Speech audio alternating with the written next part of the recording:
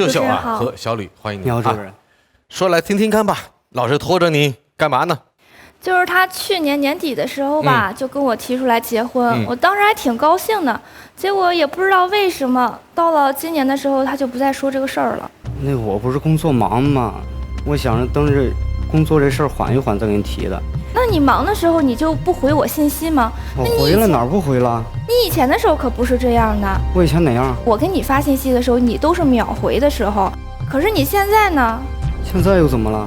他现在给我发信息，我就问他你干嘛呢？他不给我回，然后我问他3遍干嘛呢？他就一个字儿忙。你确实是忙啊，有什么办法？那这样你说你忙也可以，我可以理解他。那后来的时候，我就晚上的时候11、12点了，那我就问你干嘛呢？你就说我累了要睡觉了，你就不再搭理我了。晚上11、12点谁不睡觉啊？那你捧着手机在那聊天。那你也得给我说一个晚安之类的吧？我给你发了呀。发什么了嘛？我给他发晚安了。就给我发个晚安。那你还想怎么样？让我给你发什么呀？朋友什么的发信息的时候，人家是视频个3、5分钟啊，然后我想你啦，今天一天都没见你啊，最后再发个什么红包啊、么么哒啊，哎呀，给我发各种东西。他以前的时候，我要求他这样吧，他也这么做，那后来就不这样了。忙啊，对，就是忙，老是从那里忙。那还有一次的时候吧，我和我朋友去爬山。然后爬山的时候，我不小心从楼梯上就是滚下来了，那个脚吧还给扭伤了。那我那个时候我朋友送我去医院了，我就寻思着给他打个电话吧，我说你来看看我。他倒好，一走吧，本来是10多分钟的路程，你就走了1个多小时。周末堵车嘛。那你堵车也就罢了，那为什么你来看我的时候5、6分钟你就走了呢？忙啊。我看你那边也不是很严重吧？我怎么不严重呢？哪你说的摔5、6个台阶，你就最多扭一下脚，你脚上也没打石膏啊。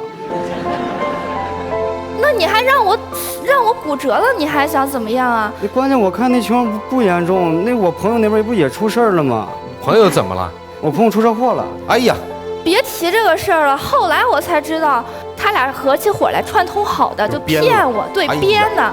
就是不想来看我，所以他才编了这么个理由。那我不是工作忙吗？你少扯！哎呀，真是工作忙啊！你干什么工作吗？我干销售。他确实，他做这行吧，反正确实挺晚的。平常，其实我不是说他以忙为借口，我就觉得现在的态度和以前就不一样了。和以前不一样。对对，现在一点儿也不是结婚的状态，根本就完全不一样了。我不是结婚的状态，那你就是了吗？哎呀。那我怎么就不是结婚状态？你这整天神神秘秘的，你考虑我心里什么感受吗？我什么时候神神秘秘的了？就按咱上一次来说，咱们俩在楼上看电视，对吧？对啊。你在那儿聊微信，跟人聊着水深火热的，我挺纳闷，我问谁呀？你说是你朋友，随后你又来一电话，那你接完电话之后，你说又有事儿，你就跑楼下去了。这大晚上10点多哪那么多事儿啊？我那次不是跟你说了吗？那是我那个同事来给我送一个文件儿。你好歹你给我说一声，我帮你下去拿也行。那文件的东西，万一再缺个页什么的，在你也不知道什么的，那你下去拿的话，人家又不认识你啊。行，你说什么都有理。那这个事儿本来就没有我什么事儿啊。哦，你就这么反了2拍就没反了哈？有。啊，都想起来了。就是上次那时候准备结婚了嘛。啊。商量好的就说是要去见见我父母，但是怎么着呢？就是马上到楼下准备上楼了，他又接电话，又说有事儿又走了。主持人是这样的，因为我是那个少儿的那个艺术老师，就那一次的时候吧，本来就答应好的去他家，就结果那个领导就给我打电话说那个就是临时有一个老师来不了了，那个领导就说你要不过来帮我代课吧。那你就去了。那一堆孩子等着我呢，那我不去我怎么办呀？哪头轻哪头重你不知道啊？那么我后来给你父母道歉过了吗？你是道歉了，你留一下什么印象不知道吗？人家那我工作的事儿我也没办法呀。挣钱不多，我责任还挺重。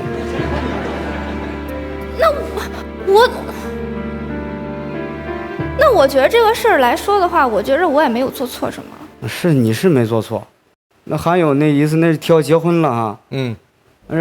结婚不得买房子吗？那时候我和他就说是去那个售楼处看看房子，相中一套房子是80万，然后就是谈到这个房产证写名的时候吧，他就是半推半搡的，就执意说房产证只能写我一个人名字，他的名字不给他写。为啥呀？随后呢，我就直接要把他那个名字写上去嘛。然后他当时跟我说什么？他说他在他名下还有一套房子。哦，2套房。我给他说的那套房子是我们家住的那套房子。就我小的时候吧，我父母就离婚了，然后那个时候我爸爸找了别人了，然后那个时候家里只有一套房子，那我和我妈就后来就被赶进，就是扫地出门了似的那种的，就租的房子住。然后后来的时候，我们家亲戚吧，正好就是又买了一套新房子，那套旧房子他肯定要卖掉啊，那套房子就卖给我们了。然后我就说的是那套房子，我就感觉不对劲儿啊，然后我就问他妈，房产上写他名字有没有那套房子？他妈当时怎么着，神色特别慌张，瞪那大眼珠子，啊，不知道，因为你不知道就不知道吧，你慌什么呢？我就总感觉说是你们娘俩有事就还是瞒着我。我没什么事瞒着你，没什么事瞒着我是吧？那过了几天，主任，我就发现那件事了，让我特别的恼火。当时那是正赶着到处去跑业务，正好呢就走到一个售楼处，你知道谁在里面出来了吗？不知道。就他在里面出来了呀，旁边还跟一个男的，俩人靠得挺近。呵，那男的1.8米大个儿，长得挺板正挺帅的，穿那衣着方面，看着挺有钱的。不是，我就纳闷了，你又不在售楼处工作，你在那儿出来干什么呀？我不跟你说了吗？那我恰巧和我朋友一块儿去一趟。那是你朋友吗？对呀，普通朋友啊。是你朋友，你现在还瞒着呢是吧？不是，你前男友还是你普通朋友是吗？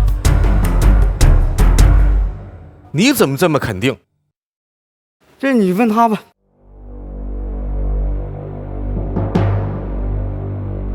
后来他回去之后就问我嘛，就说到底是谁？我一开始说的是朋友，后来他就老问我，我就给他说了，我就说这是我前男友。当时我们是大学认识的，就是关系挺好，但是他家是外地的，就是说我就说那你要不毕业之后你就留在济南吧，济南发展也挺好的。他想了想吧，就觉着行啊，就留在这儿吧。那谈了就是后来毕业之后1年左右吧，就说就想结婚买房子的事儿，那就说到这个事儿了。然后他们家就说要不就是他出60%的首付，然后名字写他的名字。那我回去之后吧，我就给我妈说了这个事儿了，然后我妈就说不行，必须这个名字要写上我的名字。这个事儿吧，就是我就给他们家里一说，他爸爸倒是同意了，就他妈妈就有点不开心，就觉得说，为什么呀？就觉着1分钱没花，还得写上我的名字，哪有说婚前就这么写名字的呀？然后后来的时候吧，不管怎么样，这名字就写上我了。但是后来的时候吧，就是因为他妈妈的影响，我那个前男友老听他妈妈的话，就是老跟我吵架，就觉着我又不会干家务，然后平常打扮的吧也不大好。那我就反驳他呀，我就说我长得也挺漂亮的，我干嘛还那么打扮呀？真自信。不是我长得好，我要长得不好看，你和我在一块儿干嘛呀？情人眼里出西施嘛。那你还知道是情人啊？都应该妄自夹夸。接着说，后来跟那男朋友怎么样？后来就分手了。为什么？就是闹着闹着。就是老吵架，吵着吵就分手了。关键是分了手之后吧，一个问题是什么呢？那个房子上写的是我们俩人的名，可不是吗？我们俩就去银行，就说能不能就是说变更到他一个人那儿，就银行就不愿意说，你除非把这个贷款还清，才可以说变更到他一个人，就是过户到他这个名下。就那一次你见着我那一次吧，就是我们俩一块儿去拿那个钥匙去验的那个房子，所以这个事儿，我一开始也没告诉你，我就觉着挺不好的。那你让他说说那个6万块钱是怎么回事？这是什么情况？就后来吧，就是不是因为房子的事儿，因为俩人要共同到场拿要验房嘛。然后我妈就想了一个主意，就是说要让他们家赔我6万块钱的青春损失费。这是吗？你妈妈的主意啊，挺有心机。我不知道我妈妈怎么想的，然后她就说你们家除非拿了这个钱，然后才让我同意去拿那个钥匙，因为要签字嘛。结果呢？然后就给钱了。哦，人家答应了。就是你看啊，他家买房子1分钱没掏，还白赚6万，这钱你家来挺快啊。不是我，我妈也是为了我好，我这个事儿也不是我的本意，那我也没办法，我拗不过我妈呀。是这事儿咱先不提，但是你压根儿就没告诉我你有前男友这个事儿啊。当时咱都说好的，我有前女友的事儿我都跟你说了，为什么这件事儿你偏偏瞒着我？你那个时候你跟我说你和你前女友的事儿，我觉得你受了伤了，我觉得我要再把这个事儿告诉你的话，你就更受伤了，所以我才隐瞒你的。我当时就是受过这种伤，所以说啊，我现在才不希望你能隐瞒我。那我也不是故意的呀，我以为这个事儿就能遮着就遮着吧，我没想到他后来知道这个事儿了。那这个事儿6万块钱到手了，那你跟你男朋友的关系就撇清了吗？只是房子上有我的那个名字。啊，什么时候能够把这事办结呢？得20年。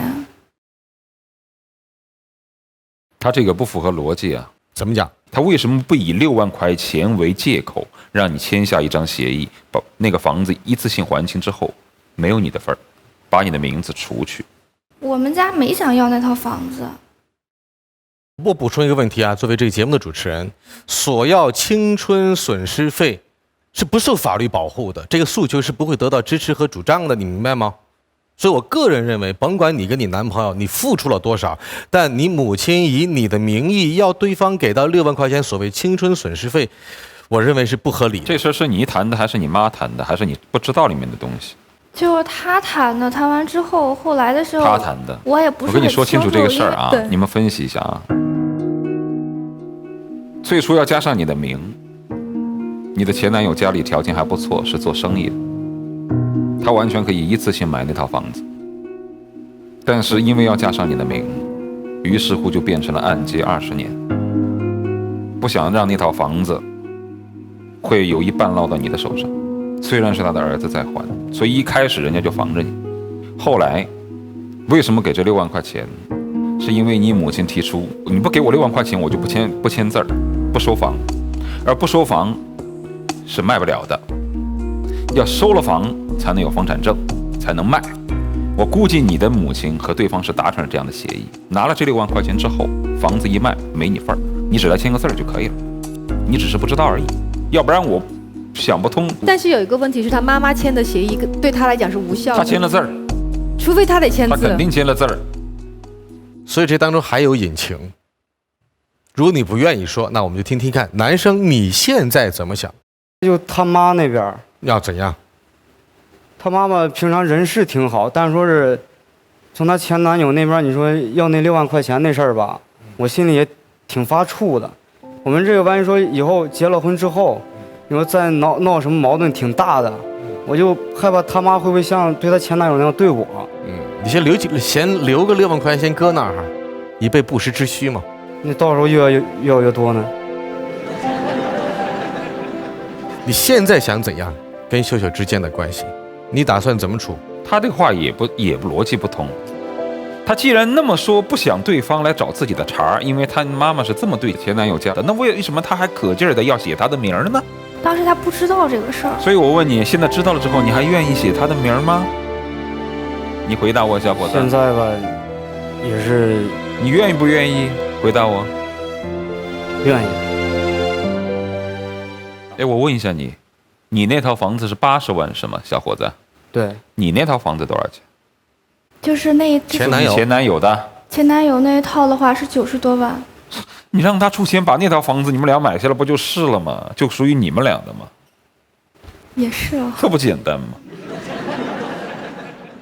结了吗？这本身就是写的是他们2个的名，我买改成你们俩的名吗？那是啊，再换成我的名，你这什么事儿啊？这是情感洁癖啊！还有什么事儿没有？你们之间就为这事搁到这。这2人感情上是没有什么别的事儿了。那貌似还有其他什么事儿？主要就是这些事儿。你说这些事儿联系起来加一块儿，你说什么事儿都瞒着我是吧？完了他妈那边又那样。这大概也就是小吕对秀秀前后不一的原因。那接下来我们就简要面对面啊，4位嘉宾，看看你们能够给到他们一些什么样的帮助。你跟你前男友没有感情的瓜葛是 OK 的，如果说一旦跟前男友有感情的纠葛的话，这个事儿根本就完不了。但现在就是房子这事儿吧，需要秀秀主动的带上你男朋友，找到你前男友，找出一个最好的办法去公证处把这套房子公证了，这是一个最好的办法。然后我觉得你们感情没有问题的话，我也希望你们好，祝福你们。谢谢老师。对于秀秀来讲，跟前男友的房产只是房产，但是最关键我看到的是你在处理这种你跟前男友的情感瓜葛上面，你的风格或你的方式并不是一个真正的斩钉截铁的方式。还是回到那6万块钱身上，妈妈可以要求有6万块钱，但是你可以选择要或者不要。而且这是第一个。第二个，明明那个房子在本身就不属于你们家买的前提下，你要求写你的名字，其实这个本身有一点点，说实话有一点点过分。毕竟你们没有成为真正的婚姻的，就是领结婚证的婚姻的伴侣，你们还没有成为真正婚姻的伴侣，你就去相当于用情感的方式捆绑对方，要求写上你的名字，本身就有点无理了。所以不管怎么样，其实我们在说到这些事情的时候，就会觉得哇，他们家里边的处理问题的方式让我们觉得好乱啊。但是因为感情又在，所以他又割舍不掉，所以基于这个原因，大家就搅到一起了。理和情总是说不清的，但是我觉得现在小李，你要把情的东西全部抛开，你只看理的部分。理的部分是什么？就是处理事情的风格和方式是否能够达到你的标准。恋爱的时候，谎言，不管是什么善意的谎言也好，还是真实的谎言也好，谎言就是谎言。谎言代表他内心当中会有担心和害怕，谎言到最后暴露的时候，就会让每个人都会不舒服。所以一个人真的，秀秀，我觉得如果一个人不愿意坦然面对自己的过去，他是没有办法坦然的面对自己的未来的。所以我想你们现在不结婚是一件非常好的事情，因为他能帮你们理清到底对面这个人是否是真的能跟自己共度余生的人。刚才主持人说那个精神损失费有没有法律效力，我不知道，这是由法官来判断。但是由法官判断，前提是你先把房子给验了，然后妈妈再说我要提出精神损失费，然后这个时候让法官来判断有还是没有。但是你妈不是，你妈是说你要给我损失费，我房子才验。其实从另外的说法是你要给我钱我才验房子，这已经是勒索了，已经游走法律的边缘了，你知道吗？这还不是重点，重点是你自己。你一直说我妈很强势，我妈很强势，我妈很强势。拜托你26岁了，你可以长大了吗？不要把责任都推给房子，名字是你的，你有权做主哎。所以你要长大，不要再说我妈很强势，我妈很强势。那小李，我要说呢，你不要一直当受害者，你要长大，你像个孩子还没长大，不要活在小伤小爱里面。如果多投点正面在爱情里面，你们爱情早就成就了。所以希望各自把自己该修炼的修好。其实我觉得你们一点问题都没有，还是祝福你们。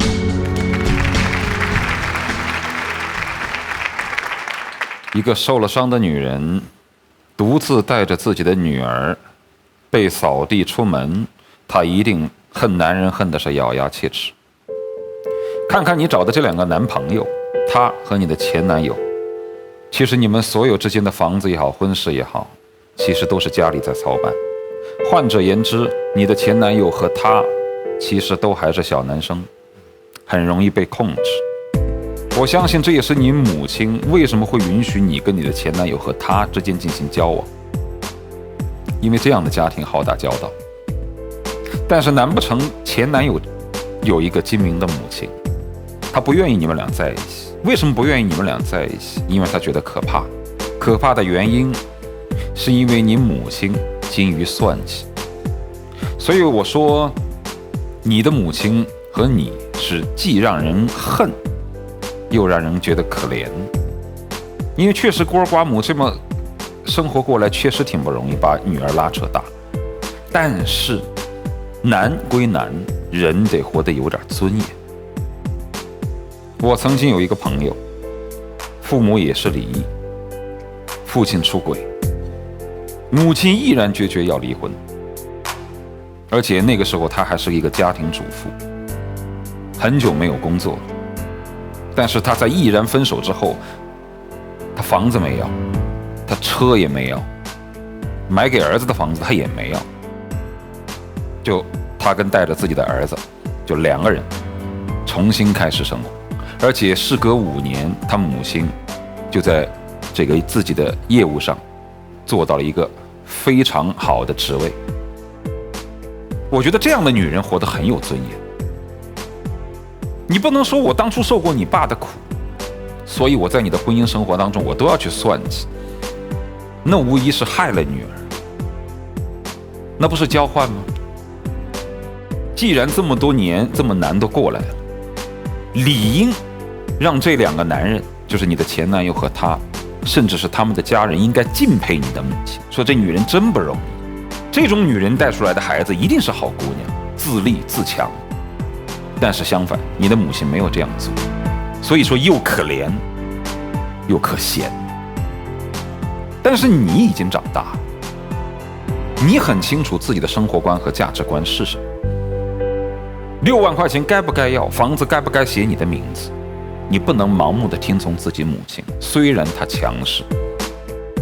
你很清楚，真心换真心，真情换真情。你们老是防着别人，算计别人，你们怎么可能会找到一个好男人？怎么可能？我认为你们俩之间大概是没有问题的，但是你一定要斩钉截铁的跟你的母亲说一说，在你上一段感情生活当中和这一段感情生活当中，自己警醒自己的缺点有问题，那样的话你会不幸福。所以还是那句话，我们说3个字：女强人、强女人和女人强不一样。女强人是事业上有一定成就的女人，强女人是泼妇好胜的女人，而女人强是自己要自强。孤儿寡母不容易，但是一定要活出有尊严的自我，不能把婚姻当成买卖。祝你幸福。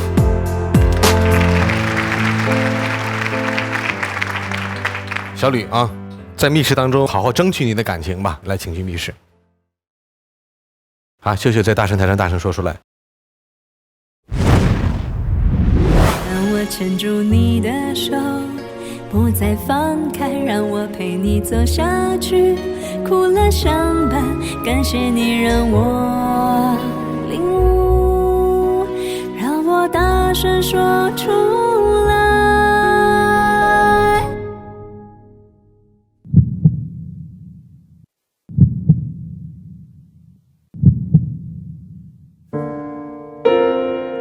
其实咱俩感情就一路走来，我觉着挺坎坷的。我觉着这个事儿可能真的是我做错了，我不应该把这个事儿牵扯到现在。但是你要相信的是，我真的是很喜欢你的。我希望以后我们俩能好好在一块儿，我也争取把这个事情解决清楚了。希望你能给我一个机会。你说这话我弄我也挺揪心的，我感觉我现在还没有迈过那个坎儿去。我希望呢，你能再给我一点时间，让我好好想想。那么我们求教一下现场的100位观众啊，同样的，如果支持他们在一起的话，请在表决器上按赞成键；不赞同他们在一起的话，请按反对键。3、2、1，请按键。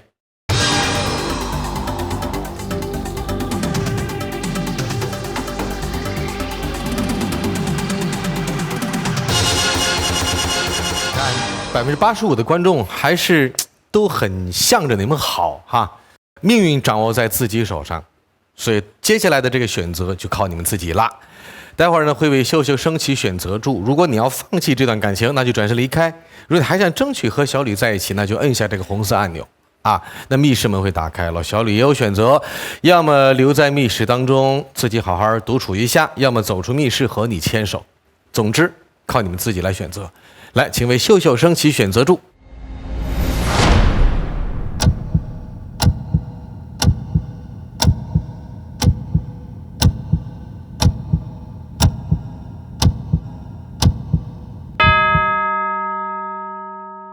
请选择。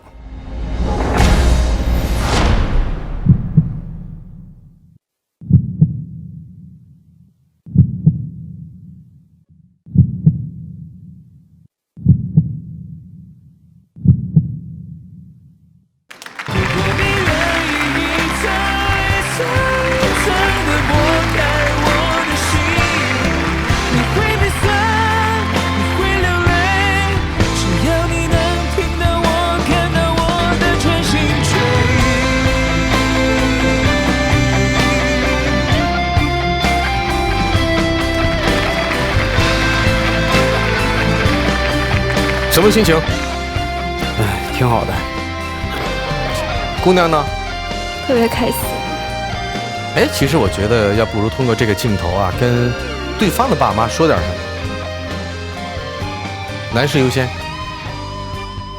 那个阿姨，你放心吧，我会照顾她一辈子的。秀秀呢？阿姨，以后我会好好孝顺你的，然后我们俩一定好好的在一起。我有建议，女生跟前男友说一句。首先，我得跟你说一句对不起，因为这个事儿我们家做的特别不好。以后咱们抓紧把这个事情处理一下。